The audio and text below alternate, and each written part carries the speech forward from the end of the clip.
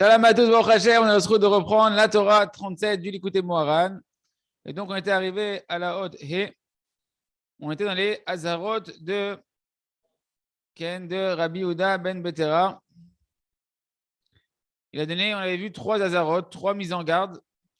Et ces mises en garde, en réalité, nous dit Rabbi Nachman, sont des allusions pour nous donner en fait des secrets concernant l'élévation de l'âme, de faire passer, de sortir l'âme du côté animal pour l'élever au côté, la dimension humaine. On a vu hier, la première Hazara, c'était quoi? C'était de faire attention aux Zaken, à la personne âgée qui était Talmid Chacham, qui a oublié sa Torah, de lui donner du kavod. Ça, on a vu, Ken. De lui donner du kavod, de lui donner de l'honneur.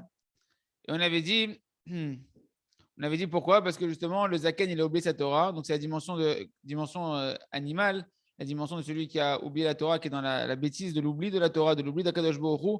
Et quand on veut lui donner du kavod, ça veut dire que le kavod, c'est la racine de toute la création du monde. Le kavod, c'est le kavod d'Hachem. Hachem a créé le monde pour son kavod. La Torah, c'est le kavod d'Hachem. Il a caché son kavod dans la Torah. Les âmes du Ham Israël sont racines dans la Torah et représentent le kavod d'Hachem. À travers nous, Hachem, il se glorifie. Et bien, quand on va donner du kavod à la personne, on va réveiller son âme, la gloire de son âme, de la part d'Hachem qui est en lui, la Torah qui est attachée à son âme, qui est attachée au kavod d'Hachem. Et donc, ça va lui révéler, ça va lui rappeler sa Torah qu'il avait oubliée. Okay. Ça, c'était ce qu'on avait vu hier. Et maintenant, on continue. Donc, on commence la haute Vav. On nous dit, c'est ça, la deuxième Hazara, la deuxième mise en garde. Donc, on avait dit Hazara, c'est mise en garde, ou bien le Ravarouche nous avait dit chez Yerkye, chez le Tana, le Simcha, le Fouachlema. Il nous avait dit que Hazara, c'était la chaîne, les Hazir. Les Hazir, c'est éclairer, faire briller, d'accord? Donc, la deuxième mise en garde pour faire briller notre Neshama, pour élever notre Neshama du côté animal et l'élever au côté humain à l'image d'Hachem. Isaroub Ivridin que Rabbi Yehuda, faites attention aux veines comme Rabbi Yehuda. Alors, on avait expliqué c'était quoi? C'était que le poulet, d'accord, Rabbi Yehuda, il disait que le poulet, quand on lui fait la shrita, il faut aussi, bien que normalement on doit trancher qu'un des deux simanim de la shrita qui sont la trachée et l'œsophage. S'il y en a un des deux qui a été tranché correctement pendant la shrita, pendant l'abattage rituel, c'est suffisant pour que ce soit cachère. Contrairement à un animal, à un bovin où il faudra les trancher les deux, la trachée et l'œsophage. Et il a dit en plus, Rabbi Yehuda, il faut aussi lui ouvrir les veines. Pourquoi? Parce que la kavana là-bas, c'est que comme tu vas le faire cuire souvent le poulet totalement, pas cuire, tu vas le faire griller totalement, et que si tu ouvres pas les veines, il se peut que le sang ne coule pas complètement et qu'au final il va coaguler à l'intérieur, et donc on va transgresser à l'intérieur de manger du sang. Ça c'est le sens simple. Et Rabbi Nachman maintenant va donner le sens profond de Rabbi Yehuda. Qu'est-ce qu'il voulait dire? Pourquoi c'est tellement important que le poulet, par exemple, on va lui ouvrir les veines pour que tout le sang il puisse sortir? Parce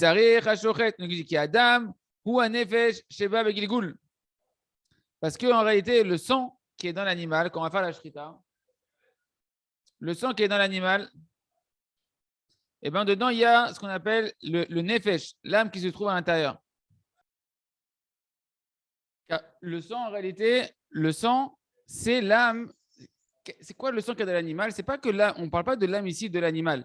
Adam ou un nefesh, c'est que le sang, il contient l'âme d'une personne qui est venue en Gilgoul. Un nefesh, c'est pas Gilgoul. Dans le poulet ou dans l'animal, il va en réalité y avoir dedans une âme qui est revenue en réincarnation, se faire réparer dans le côté animal. Et donc le shochet, quand maintenant quelqu'un il vient faire l'abattage rituel de l'animal, il doit avoir cette kavana de libérer cette âme qui est dans le sang du poulet, ou dans le sang du bœuf, ce que tu veux, c'est la chita qu'on est en train de faire. Et cette partie d'âme qui est réincarnée dans l'animal, qui est dans le sang de l'animal, au moment de la bracha et au moment de la shrita, il doit penser à réparer cette âme-là, que cette âme-là puisse retourner dans la shrina. Donc il doit penser à élever l'âme qui est contenue dans le sang de l'animal.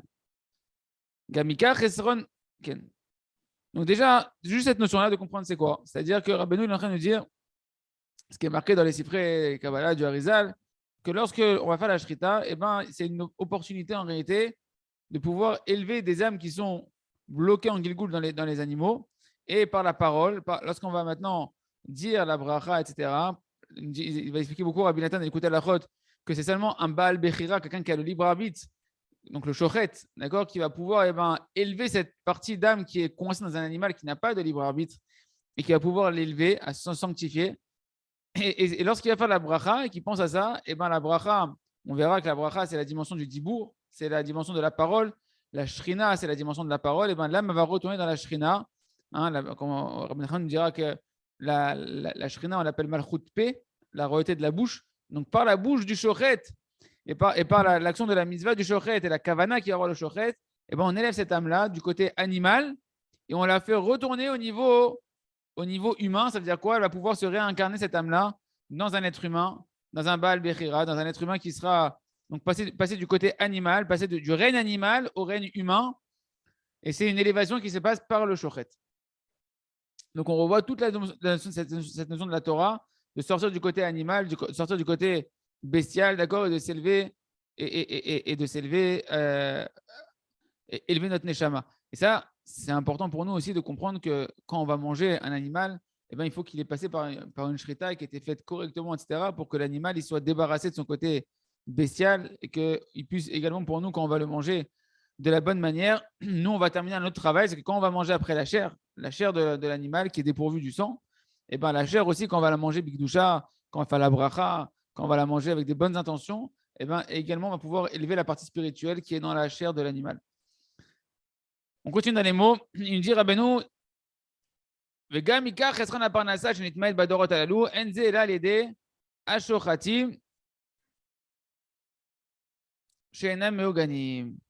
Il dit Rabbeinu, et également le manque de parnassa, le manque d'argent et de subsistance qu'on voit dans notre génération, que c'est pas évident la parnassa. Il nous dit ce n'est que à cause des mauvais shochatim, des personnes qui ne savent pas bien faire l'abattage rituel avec les bonnes intentions comme il faut. Bézé, il dit c'est ce qui est marqué dans Pirkei Avot, Imen Torah, En Kemar, s'il n'y a pas de Torah, il n'y a pas de farine. C'est quoi le sens de Pirkei Avot simple? C'est que s'il n'y a pas d'étude de la Torah, alors il n'y a pas de farine, il n'y a pas de parnassa. D'accord, Hachem donne de la parnassa pour étudier la Torah, pour accomplir la Torah, pour connaître Hachem. La parnassa, ça doit être la farine, ça doit être un moyen de servir Hachem, d'étudier, de comprendre, d'accomplir la Torah. Et si jamais tu mets la Torah de côté, alors la farine, la parnassa, elle n'a pas de raison d'être. C'est le sens simple de Pirkei Avot. Maintenant, Rabbeinu va expliquer un autre sens, un sens caché dans cet enseignement de Pirkei Avot, dans cette Mishnah. Torah, Iprinat Nefesh. Imen Torah, s'il n'y a pas de Torah, il dit Rabbi Nachman, la Torah, c'est la dimension de l'âme. Comme on avait vu le passouk, Torah Tashem Tmima Meshivat Nafesh. La Torah d'Hachem, elle est parfaite, elle donne un réconfort à l'âme. La Torah et l'âme font un. La Torah, c'est la racine des âmes du âme Israël. Et donc, il n'est plus la Torah ici. Lis le mot, on parle de l'âme en fait. S'il n'y a pas l'élévation de l'âme, c'est ça s'il n'y a pas de Torah. S'il n'y a pas cette élévation de l'âme, ce travail d'élever l'âme du côté animal, En Kemar, il n'y a pas de parnassa. Et donc, c'est quoi chez nous? Si les shochatim, ils ne font pas le travail qu'il faut, si les shochatim ne font pas le travail qu'il faut, quand ils vont faire couler le sang de l'animal et faire les bonnes intentions de pouvoir élever l'âme et la sortir du côté animal dans lequel elle est enfermée, donc il n'y a pas d'élévation de l'âme, donc il n'y a pas de farine, il y a une Torah, une Kemar, il n'y a pas d'élévation de l'âme, il n'y a pas de farine, il n'y a pas de parnassa, il y a une diminution de la parnassa. C'est les deux. Ça va dans les deux sens. Ken, allez, en Kemar.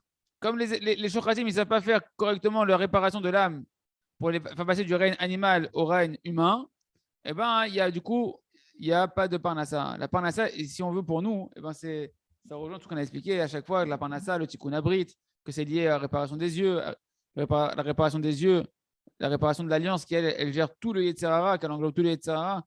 Plus une personne elle va être en train de travailler son élévation de son âme, sincèrement.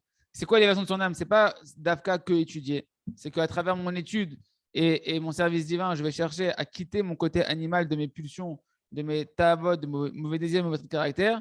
Et plus il y aura du kémar, plus il y aura de la farine et de la panassa. Imen Torah, s'il n'y a pas ce travail d'élévation de l'âme, chez nous ici, ça passe par le shochet. Alors, en kémar, il n'y a pas de panassa. La panassa, elle diminue. Ou bijvilze, Achalif nikra ma'achelet. C'est pour ça que le couteau du shochet, comment on appelle le couteau de l'abattage rituel? On l'appelle, le khalif, c'est le couteau, on l'appelle ma'achelet. Ma'achelet, c'est même du mot les rôles, d'accord? C'est le manger. Ma'achelet, pourquoi? D'où on voit que ça s'appelle ma'achelet. D'où tu vois que le couteau il s'appelle ma'achelet. Moshe Katouf dans la Kedat Yitzhak, dans le sacrifice d'Yitzhak. Le sacrifice d'Yitzhak, c'était censé être un abattage rituel de son fils, d'accord? Donc ça devait être comme la shrita. Et donc à un moment donné, Abraham Avinu, il prend le couteau. Et comment c'est marqué? On le dit tous les matins dans la Kedat Yitzhak. Ce qu'on voit apparaître dans Bereshit, chapitre 22. Vaikach et ma'achelet. Et il a pris le couteau. Comment on appelle le couteau? Ma'achelet. Ma'achelet, ça vient du mot lechol, c'est la nourriture, faire manger, la parnassa. Donc tu vois qu'il y a un lien étroit, entre le couteau du shochet et la parnassa. Et les moyens de subsistance.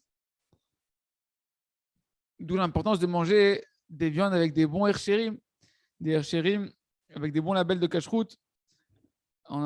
C'est quoi un bon label de cacheroute? C'est d'ailleurs savoir que les shochatim qui sont mandatés par cette Ashgacha ont de la yirat shamaim, ont de la crainte du ciel et font correctement la shrita, qui font pas ça n'importe comment. C'est extrêmement important.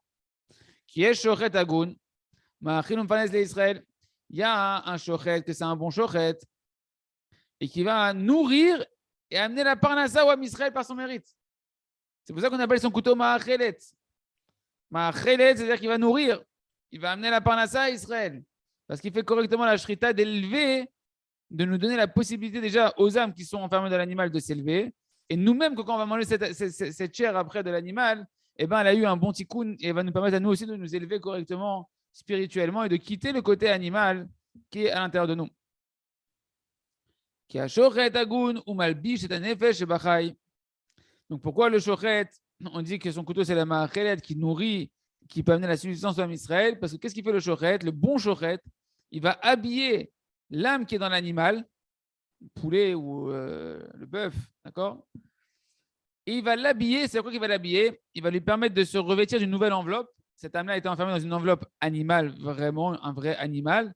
Et maintenant, par la shrita et la bracha du shochet, elle va rentrer dans le règne humain, dans le règne de celui qui sait parler. On passe d'un niveau, il y a le minéral, il y a le règne végétal, il y a le règne animal et il y a le règne du parlant, du médaber, celui qui parle, c'est le règne de l'homme. Et donc, il va habiller cette âme-là dans le règne de l'homme qui parle. C'est-à-dire qu'il va rentrer cette âme-là dans le côté du règne humain qui est celui qui parle. Comment? Ben lorsqu'il va dire lui-même avec des propres paroles, avec sa bouche, qu'il va faire la bracha à la shrita, d'accord? Il va faire une bracha quand il va faire la shrita. Dans cette bracha-là qu'il va exprimer avec sa bouche, l'âme, elle va rentrer dans la notion du dibour. Cette âme-là, elle va quitter le règne animal qui ne peut pas parler. Et cette âme-là va passer du règne animal qui ne peut pas parler au règne de celui qui parle à travers la parole du shochet. Elle va rentrer dans le règne du dibour à travers la parole, la bracha du shochet. Et en réalité, cette bracha du shochet, elle représente la shrina. Vous, bechinat shechina, c'est la dimension de la shrina. Quand on utilise notre bouche pour de la gdusha, eh ben, c'est la dimension de la shrina, de la présence divine. On peut faire régner Akadosh Baruch Hu avec notre parole lorsqu'on va prier, lorsqu'on va étudier la Torah, lorsqu'on va faire des brachot.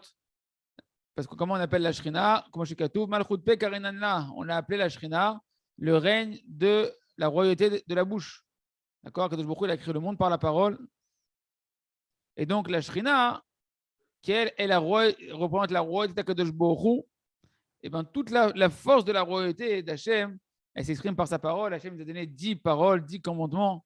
D'accord? 10 paroles, il a créé le monde par la parole. Un roi, il règne par sa parole. Si le roi ne parle pas, on ne sait pas ce qu'il veut, il ne peut pas régner. D'accord? Comme il disait l'autre là dans le Pharaon, que ce soit écrit et accompli, ce que j'ai dit. D'accord? Le roi, il parle et après, il demande que ce qu'il a dit ça se réalise. Donc la royauté est représentée par la parole. La shrina, c'est la royauté d'Hachem, c'est la présence divine, c'est la représentation de la royauté de Kadosh Baruch Hu. Donc quand le shochet, il fait une parole de bracha pour la shrita, avec la kavana d'élever cette âme qui est enfermée dans le règne animal, il la fait rentrer dans la parole, dans la shrina, dans le règne de la parole, dans le règne de l'être humain, qui lui peut faire régner à Kadosh Baruch Hu véritablement. Et ça va entraîner la parnassa. Cette union qui va y avoir de cette partie de l'âme-là de retourner dans la shrina, comme ça va être expliqué plus tard, et ben, c'est ce qui va permet d'amener la parnassa au Am Israël. Les éperouches. Nous, notre travail à nous, c'est de prier, de prendre des bons labels de cache-route, de prier que même dans ce label de cache-route, c'est vrai qu'il y a des rabbinines qui ne mangent plus de viande. Le rab ne mange plus de viande. Il y a des rabbins qui ne mangent pas de viande. C'est le pachout du halal. Ah, c'est le pachout. Il y a des rabbinim, par exemple, il y en a un à la yeshiva, sa viande elle coûte plus cher. C'est un avraire de la yeshiva et des chochettes, il te vend sa propre viande, tu le connais. Il ne fait pas 50 milliards d'abattages, il fait quelques abattages, tu le connais. C'est quelqu'un qui fait de tous les jours, qui va au mikvé, qui étudie la Torah, qui est Yerei Shamayim, qui est attaché à des tzadikim. Ok, tu payes plus cher ta viande, mais tu sais que ta viande, c'est pas la même valeur, c'est pas la même chose. Il y a des gens, ils ne prennent de shrita que d'un shochet, ils connaissent. Il y a des rabbanim comme ça, mon rav Zichrono Livracha, il a raconté son rav, il ne prenait la shrita que d'une personne qui venait lui amener chez lui sa viande, qui lui a dit voilà, c'est moi que je l'ai shritée pour toi, etc. Cette bête-là, ça a un prix, mais c'est pas la même chose. D'accord? Visé Pérouche, il nous dit Rabbeinu, c'est ça le sens de ce qui est marqué dans le prophète Yeshaya, chapitre 34. Cherev Lachem, Malé Adam. L'épée pour Hachem est remplie de sang. C'est quoi cette épée d'Hachem, cette épée pour Hachem qui est remplie de sang? Il nous dit qu'il y a Shrina Nikret Cherev Lachem. La présence d'Hachem, la présence divine, la Shrina, c'est la royauté. La royauté, elle impose un jugement. La royauté, pour un roi, par définition, et pour régner, il est obligé d'exercer son pouvoir, d'accord, et d'avoir une domination sur ces sujets. Et ben la Shrina, elle est appelée Cherev l'Hachem, elle est appelée une épée pour Hachem, comme c'est marqué dans plusieurs endroits, dans le Zohar Kadosh, dans le Pardes, etc. Vei Bechinat Dibour. Et en réalité, la Shrina est la dimension de la parole. Je vais voir ici, qu'est-ce qu'il nous dit ici? Le sens simple du pasouk dans Yeshaya, il nous remet ici le pshat du pasouk, le Ravatia, il dit qu'il est atid lavo, tiye chervo shel HaKadosh Baruch Hu mal Adam, marugé Edom. Que l'atid lavo, quand Ramashiach tzidkenu et Hashem, l'épée d'Hachem, elle sera remplie du sang de Edom, des guerres pour quand ils vont venir en guerre contre nous, etc. Hachem fera la guerre pour nous, et son épée, elle sera remplie du sang de Edom, et c'est le sens simple du pasouk.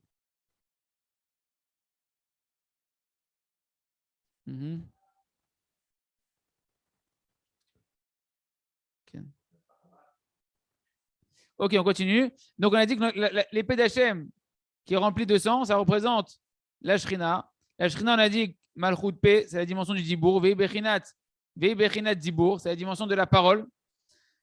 Que ça, on le voit tous les matins dans les Télim, on le dit tous les matins dans le Télim 149 dans les Psuké des Imrash, ou Bechinat Cherev Pifiot.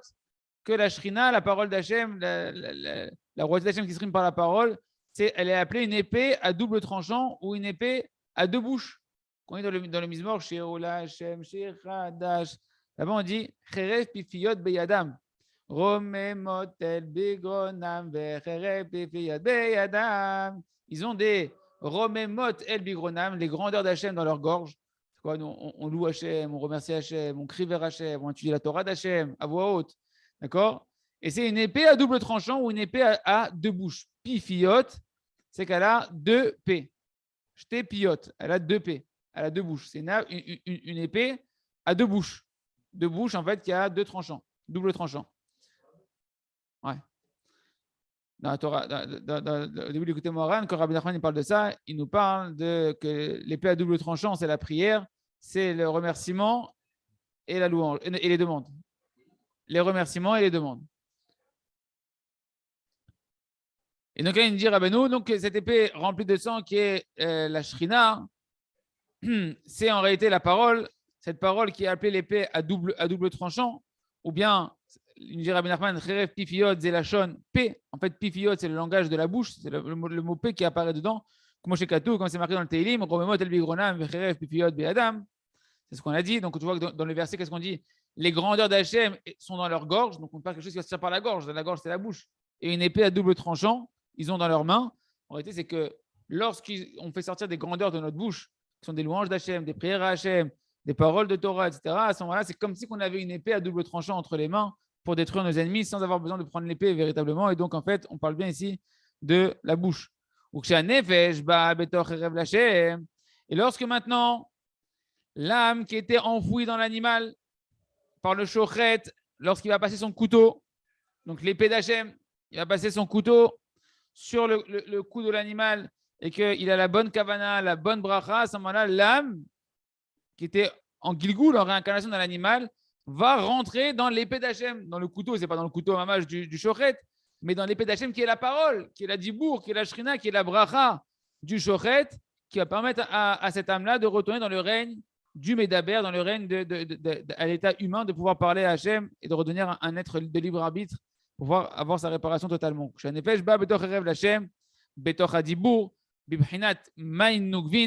Donc, quand maintenant cette âme-là va rentrer dans l'épée d'Hachem, dans la parole, hein, dans la shrina, à travers la bracha du shochet, c'est la dimension des eaux féminines. Donc, c'est quoi les eaux féminines, hein? Akadosh Baruch Hu Kaviachol, c'est le masculin. Nous, on va être le féminin. La femme, elle désire se rapprocher de son mari. C'est elle qui doit avoir le désir, normalement, de se tourner vers son mari. À ce moment-là, l'âme, cette âme-là, donc il dit le Rav, qu'est-ce qui se passe? Cette âme, enfin, elle était enfermée dans l'animal. Elle désire, comme une femme qui désire retourner vers son mari, elle désire retourner dans la parole du shochet. C'est quoi la parole du shochet? Dans la bracha du shochet, elle désire retourner dans la shrina. Elle désire retourner à sa source, qui est la shrina, la présence divine. D'accord? En fait, on parle de la bracha. Ça se passe à travers la bracha du shochet. Parce que la bracha, elle contient en elle-même la shrina d'Akadosh Baruch Hu. Et ce désir de l'âme de retourner vers Hachem, vers la shrina, de retourner à sa réparation, à sa source, d'accord? Eh bien, ça s'appelle Ma'in Nukvin, ça s'appelle Alat Ma'in Nukvin. C'est la dimension des eaux féminines. Encore une fois, c'est la femme qui doit désirer le mari, ce n'est pas le mari qui doit désirer la femme. Un mari qui désire sa femme, ben, il s'est mis en position féminine, qui ne s'étonne pas si sa femme, des fois, elle n'a pas envie de lui. Au passage, okay. Et lorsqu'il y a ces eaux féminines qui s'élèvent, c'est-à-dire la dimension des âmes d'Am Israël, on a le droit d'être une femme par rapport à Hachem. C'est-à-dire quoi? C'est-à-dire qu'on doit désirer, nous, se rapprocher d'Hachem. L'homme, il doit avoir tout son désir de ishtokeku, de plaisir et d'envie de ressentir du bonheur, il doit l'avoir tourné vers Akadosh Baruch Hu. Et plus un homme va faire ça vers Hachem, et plus l'âme de la femme, elle a envie de s'attacher à son mari, elle a envie d'être avec son mari. Ok, en tout cas, maintenant, quand il se passe ça, quand il se passe la dimension des eaux féminines, de cette âme-là qui sort de l'animal, pour pouvoir maintenant retourner dans la shrina, donc la shrina va s'unir comme un homme et une femme, kaviachol, à des notions complètement spirituelles qui n'ont rien à voir avec ce qu'on peut imaginer. Et ben la shrina va s'unir comme un homme avec sa femme. Et ben la shrina va s'unir avec ces eaux féminines. Ce sont des dimensions féminines, dimensions spirituelles féminines de cette âme qui veut retourner dans la shrina. Il va y avoir une union entre la shrina et cette âme-là, chez Yeshla.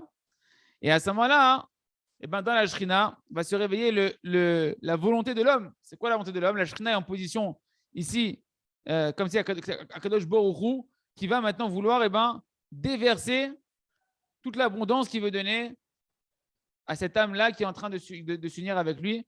Quand il y a une union, la femme, elle désire s'unir avec son mari et elle reçoit après l'abondance de son mari qui va créer, qui va amener un enfant sur terre. Et ben c'est pareil au niveau spirituel.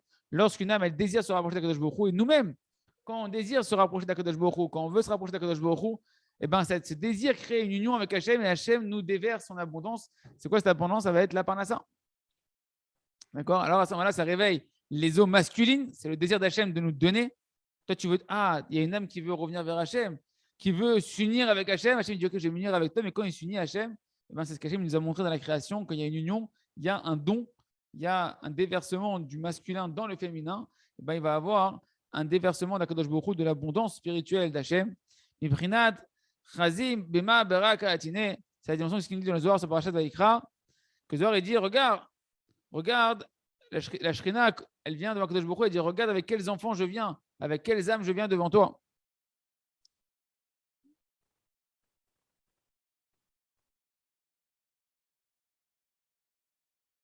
Ken.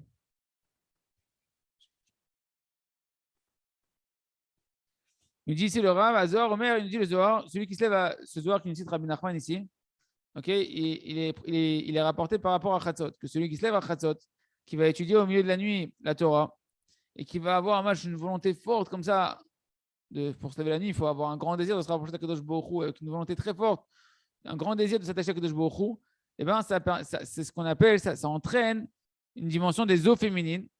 Et à ce moment-là, la Shrina, eh ben, elle se réveille, d'accord, elle se part, elle va se parer, elle va se couronner de toutes ces âmes qui désirent se rapprocher d'Akadosh Baruch Hu, et elle vient comme ça, comme une femme qui viendrait devant Hachem, comme la reine qui vient devant le roi, c'est la Shrina qui vient devant Akadosh Baruch Hu, et elle dit à Akadosh Baruch Hu, la Shrina, avec ces âmes-là qui viennent en elle, avec le désir de rentrer vers Hachem, de se tourner vers Hachem, de s'attacher à Hachem, elle dit, regarde avec quels enfants je viens devant toi, pour réveiller le désir du mari, pour réveiller le désir d'Hachem, de s'unir avec elle. Et bien c'est pareil pour nous. D'accord? Chez nous, la Shrina, ici, elle vient, elle se couronne avec les eaux féminines de l'âme qui sort de l'animal grâce au shochet. Et grâce à ça, ça entraîne un yichud entre la Kadosh Baruch Hu et la Shrina. La Kadosh Baruch Hu, ça va être la dimension masculine. La Shrina, qui contient en elle les âmes qui ont des désirs de s'attacher à Kadosh Baruch Hu, c'est la dimension féminine. Et quand la Shrina, elle vient remplie de sa parure, de toutes ces âmes-là qui veulent s'attacher à Kadosh Baruch Hu, ça éveille la volonté de Kadosh Baruch Hu de s'unir avec elle et de lui déverser de l'abondance, qui pour nous, ça va être le sens de la parnassa. Donc là, on a compris pourquoi le lien entre le shochet et la parnassa. D'accord? Parce que le shochet, il entraîne un éveil très fort des neshamot qui étaient bloqués, de retourner dans la shrina, qui la shrina, après, va venir devant Hachem. Il y a une union, il y a un déversement de parnassa, enfin de shefa, d'abondance, dont la parnassa va découler. Et c'est ça le sens de Vezir Erev Lachem Maleada. C'est ça que veut dire Rabbi Nachman, que c'est marqué dans Yeshaya, l'épée pour Hachem, elle est remplie de sang. De quoi on parle? L'épée d'Hachem, c'est la Shrina. Et pourquoi elle est remplie de sang? Ici, c'est plus le sang simple que le sang de Édom. Ce n'est pas le sang d'Édom, de l'Occident, etc., des enfants de Esav, de la fin des temps. Ici, le sang dont on parle, vous avez compris que c'est le sang de l'âme. En réalité, c'est l'âme qui était contenue dans le sang de l'animal. Quand on dit que dam ou anefesh, le sang, c'est l'âme. Et bien, c'est en réalité que cette épée, elle est remplie des âmes qui étaient contenues dans le sang de l'animal qui a été shrité. Ken? Et donc, si on veut dire pourquoi elle est remplie, parce qu'on pourrait dire que l'épée d'Hachem, la Shrina, d'accord, elle va se remplir, elle, de toute l'abondance d'Akadosh Baruch Hu grâce au sang. C'est quoi grâce au sang? Grâce aux âmes qui sont libérées dans le sang de l'animal qui a subi une shrita correcte par rapport à un shochet. À ce moment-là, l'épée d'Hachem, qui est la Shrina, elle va se remplir de l'abondance d'Hachem, elle va se remplir de l'abondance d'Akadosh Baruch Hu. Donc, de quoi on parle? Aïnou, c'est-à-dire min fashot aolot ba bibrinat main nugvin valide azivug imekabelet parnassa d'Israël. Donc, en réalité, on parle bien évidemment, quand on dit de la Shrina, qui vient avec les âmes qui montent vers Hachem dans la Shrina, comme cette dimension des eaux féminines qui désirent s'unir avec Hachem, et par l'union qu'il va y avoir entre la Shrina qui contient ces âmes-là qui ont été libérées avec Kadosh Baruch Hu, alors elle reçoit la Shrina, elle reçoit la Parnassa pour Israël. Parce que lorsqu'il va y avoir une union entre Kadosh Baruch Hu et la Shrina, alors ça entraîne à chaque fois qu'on fait un Leshem Yechud Kucha Vericho Shrinte, quand il y a une union véritable qui se passe entre Hachem et sa Shrina, alors ça entraîne des abondances énormes spirituelles et matérielles, dont la Parnassa. Il se trouve donc on a bien compris maintenant que lorsque le shochet, c'est un bon shochet, et qu'il a une bonne kavana au moment de la bracha, alors à ce moment-là, l'âme qui était contenue dans le règne animal, eh ben, elle a où rentrer. Elle peut retourner dans la shrina, réveiller cette dimension des eaux féminines de la shrina qui veut s'unir avec Kadosh Baruch Hu, et Kadosh Baruch Hu qui va donner une réponse à cet appel de la shrina-là en s'unissant avec elle, et ainsi déverser son abondance sur la Shrina, qui est la collectivité des âmes du Ham Israël, qui va être un flux de Parnassa pour le Ham Israël. Ça va, c'est clair? Pas mal quand même, c'est assez clair. Ça va, Arié? Ok. Donc, on continue. Mais attends, donc là tu l'as pas. On continue avec les commentaires du Rav Arush. Maintenant, on comprend bien ce qu'il a dit, Rabbi Yehuda ben Betera, à ses élèves, de faire attention aux veines pour le poulet, de bien ouvrir les veines. Qu'en réalité, de faire attention à respecter l'avis de Rabbi Yehuda, qui disait qu'il ne faut pas simplement juste couper qu'un des seuls siman, un des seuls signes de la shrita, c'est-à-dire sur la trachée, sur l'œsophage, parce que de peur que le sang ne va pas complètement couler. D'accord? C'est pourquoi il avait rajouté, lui, il nous a dit, il faut en plus couper les veines, qui sont toutes les veines qui vont être au niveau du cou, hein, au niveau de là où on fait la shrita, il y a des veines qui sont là-bas, de bien les sectionner là-bas pour pouvoir bien libérer tout le sang qui se retrouve dans le corps du poulet, d'accord, afin qu'il ne reste aucun sang, aucun résidu de sang dans le corps là-bas. Et donc, en réalité, la kavana, cette mise en garde de Rabbi Yehuda, etc., et ben d'après, on comprend maintenant c'est quoi l'intention profonde qu'il avait grâce aux paroles de Rabbeinu, c'est qu'en réalité, attention, que le shochet, il ne doit pas laisser de sang dans le poulet. C'est quoi qu'il ne doit pas laisser de sang dans le poulet? C'est-à-dire qu'il ne doit pas laisser encore cette dimension de l'âme qui est incarnée dans l'animal, rester enfermée dans le côté animal, c'est-à-dire dans le niveau animal. Et tout ça, en réalité, le plus important ici, c'est la kavana qui va avoir le shochet quand il va le faire, bien sûr, d'accomplir ce qui est marqué, mais la kavana qui va avoir pour pouvoir faire sortir cet animal-là, la libérer et la faire monter passer au niveau du règne d'au-dessus de l'animal à celui qui parle, qui est l'être humain, d'accord, qui a le libre arbitre, et c'est un retour dans la shrina qui est appelée la parole, et grâce à ça, ça adoucit les rigueurs. Quand il y a une union entre nous, à Kadosh Baruch Hu, on a dit que toutes les rigueurs, quand il n'y a pas de parnassa, c'est qu'il y a du din, c'est qu'il y a de la rigueur, il y a des limitations. C'est à cause, on a dit, c'est quoi, qu'est-ce qui amène les rigueurs? La rigueur est liée au corps, au côté animal, au côté des pulsions, au côté des mauvais désirs, qui provient du côté animal, du nefesh abahamit, d'accord, du côté animal. Quand on arrive à sanctifier le côté animal, à élever l'âme qui était enfermée dans le côté animal, à ce moment-là, on adoucit les rigueurs. Et ici, on voit justement, il y a une union entre les âmes d'Israël et Kadosh Baruch Hu. On sait bien que lorsque un homme il s'unit avec sa femme, c'est un moment non pas de rigueur, c'est un moment d'amour, c'est un moment de miséricorde, c'est un moment qui adoucit beaucoup de choses. Et bien, c'est la même chose lorsqu'il y a une union entre Akadosh Baruch Hu et sa shrina, ce qui se passe ici à travers le shochet lorsqu'il fait la shrita comme il faut. Et bien, il y a une union entre les âmes du Ham Israël et Akadosh Baruch Hu. Or, une union, c'est une étreinte d'amour. C'est le contraire de la rigueur, c'est un adoucissement des rigueurs. Et donc, s'il y a un adoucissement des rigueurs, ça amène de l'abondance sur l'âme Israël et ça amène de la parnassa sur l'âme Israël. Et ça, c'est un kavod d'Akadosh Baruch Hu. Comme ça, il explique le parparot, la chokma, que ça, c'est le kavod d'Hachem. Comme il dit Rabbi Nachman, c'est quoi le kavod d'Hachem? C'est quand il peut déverser tout son tov sur l'âme Israël. C'est quoi le kavod d'Hachem? C'est quand les gens ils savent que le Ham Israël, c'est les enfants d'Hachem, c'est les représentants d'Hachem, ceux qui sont attachés à la Torah d'Hachem, au message d'Hachem, et qu'on voit que sur eux, ça coule la bracha, ça, c'est le kavod d'Hachem. On dit, tu vois, ceux qui sont attachés à la Torah d'Hachem, regarde comment ils réussissent.